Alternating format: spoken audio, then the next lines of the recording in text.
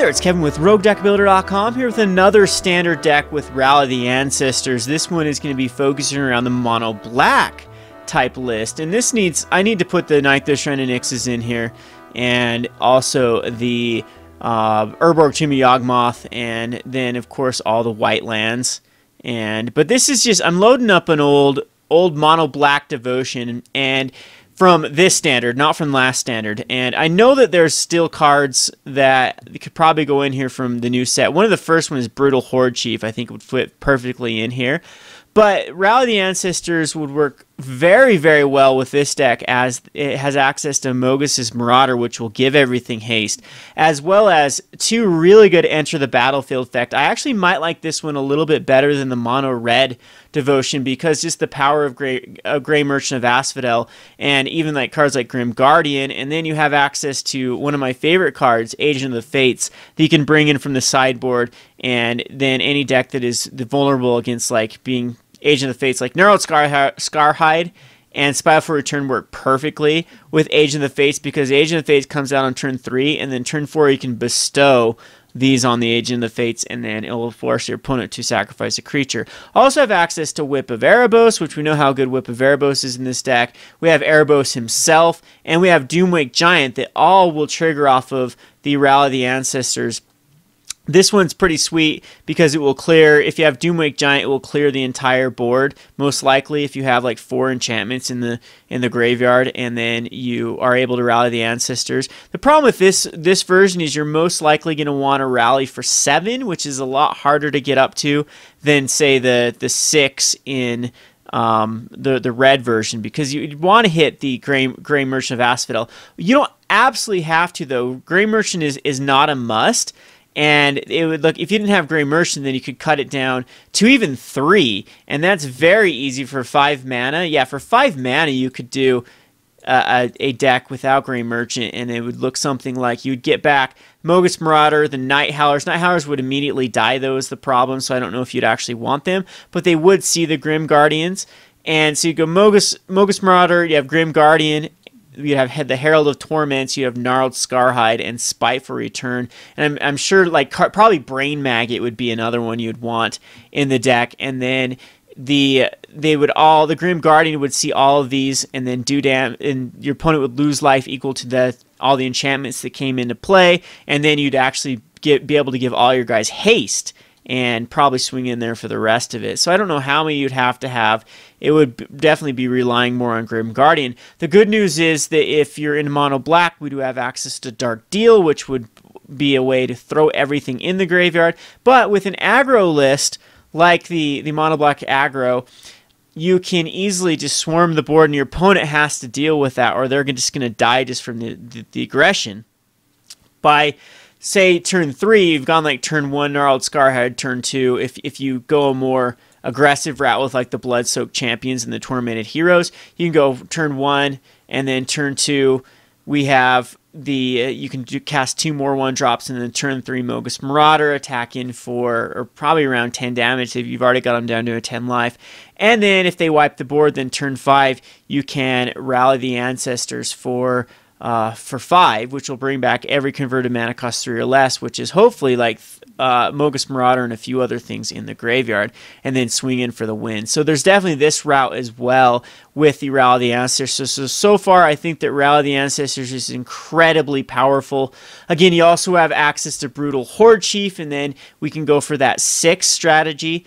And then we can bring back Brutal Horde Chief, and then with a Mogus Marauder and Brutal Horde Chief, then everything will be able to attack, and you'll be able to make them lose a life for each of the attacking creatures, and gaining a life, getting all the value out of all of your creatures again. So yeah, it's pretty sweet. I don't know which one I like better, if I like the red version or this new mono black version.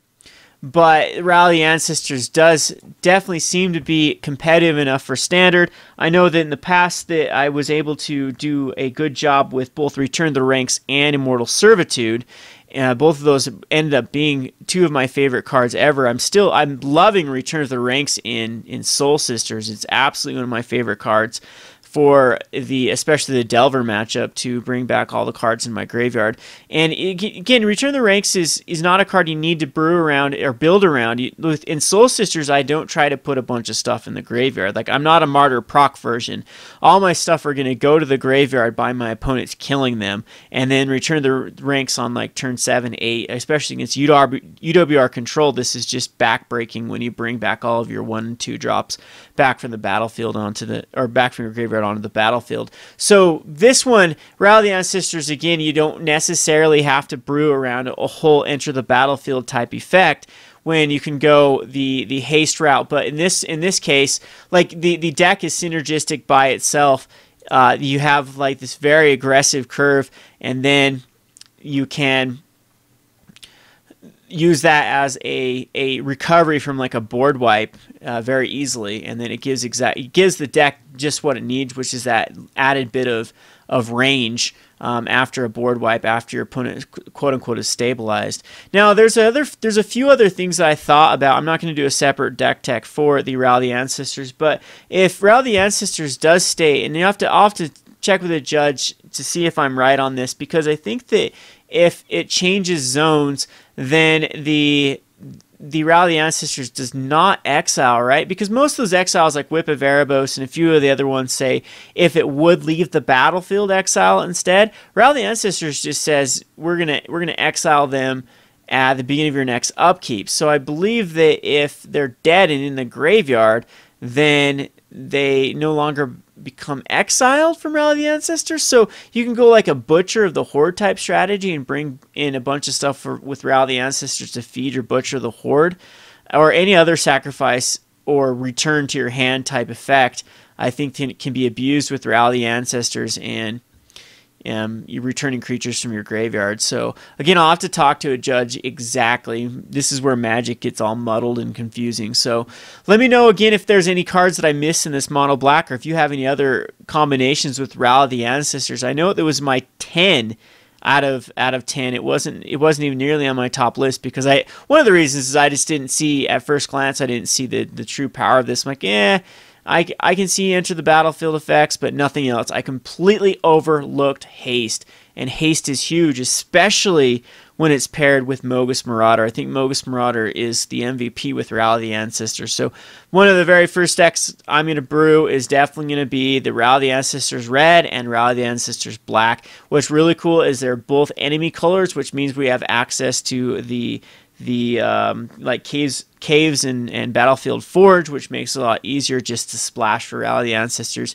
Say if we were into blue or green, it would be a little bit harder to get that double white unless you're going to heavy each. I've looked at blue. Blue does have like a mill type strategy with the Constellation card, but nothing. There's not a lot of enter the battlefield stuff that is too snazzy for Rally the Ancestors. And same thing with green. You can think of like Hornet Queen and a few other cards, but again, nothing too snazzy for Rally the Ancestor. I think that the black and red are the way to go. I thought about in the mono black, you can even go like Underworld Coinsmith if you need to stabilize, and that means all of your enchantments then will gain you life every time they come into play. And then you can even have access to like Banishing Light, and it gets some value off the Grim Guardian. But I think Grim Guardian is very powerful. It dodges Bile Blights. It's 3 mana. It does one. Your opponents will lose 1 life when this guy comes into play, and then subsequent enchantments that come into play, they'll keep losing 1 life. And eventually, I think between Mogis Marauder and Grim Guardian, if you have enough of these in your graveyard, it's lethal with Rally the Ancestors. Let me know what you think. This has been Ken with RogueDeckBuilder.com. Thanks for watching.